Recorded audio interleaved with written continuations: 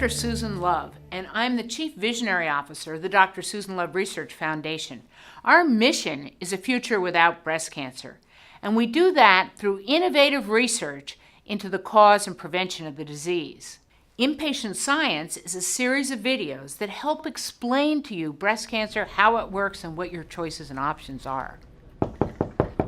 When breast cancer comes knocking at your door, it brings with it a lot of questions. Should you have surgery? Is radiation therapy best?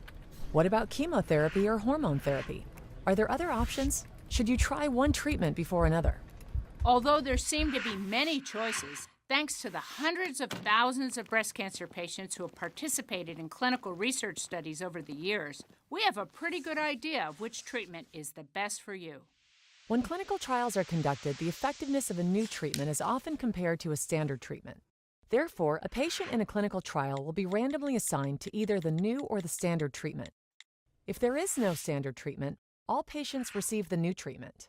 Some people hear about clinical trials and think, "Not me, I want the best care available." The fact is, clinical trials provide some of the highest quality care. In fact, the experimental treatment may turn out to be better than the standard one. Clinical trials are divided into phases. Phase 1 trials enroll a small number of people and test the safety and side effects of a new treatment. They also determine the best dose. Phase 2 trials enroll slightly more people. They look at safety, effectiveness, and side effects over a larger population. Women with metastatic breast cancer may want to consider Phase 1 or Phase 2 trials. They test the newest drugs and approaches and can provide access to more options. More than 300 clinical trials are open to women with metastatic breast cancer right now. Phase 3 trials enroll hundreds or thousands of patients. They compare the new drug or treatment to the standard of care. The U.S. Food and Drug Administration uses results from clinical trials to determine if a new treatment should be approved. In early studies of breast conservation, women were randomly assigned to receive a mastectomy or lumpectomy plus radiation. Thanks to those generous and brave women, we now know there is no difference in survival or recurrence between those two approaches.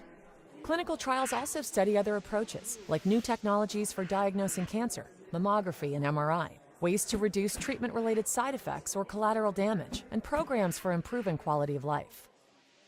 Everything we do today to treat breast cancer is because courageous women and men were willing to participate in research for the good of others. By taking part in a clinical trial today, you too can help improve the future of breast cancer treatment for generations to come. That's something to feel good about. The Dr. Susan Love Research Foundation is dedicated to a future without breast cancer. And we do this through innovative research into the cause and prevention of the disease. We ask you to join us at drsusanloveresearch.org. You can participate in our research, you can support our research, because if we all work together, we can be the generation that ends breast cancer.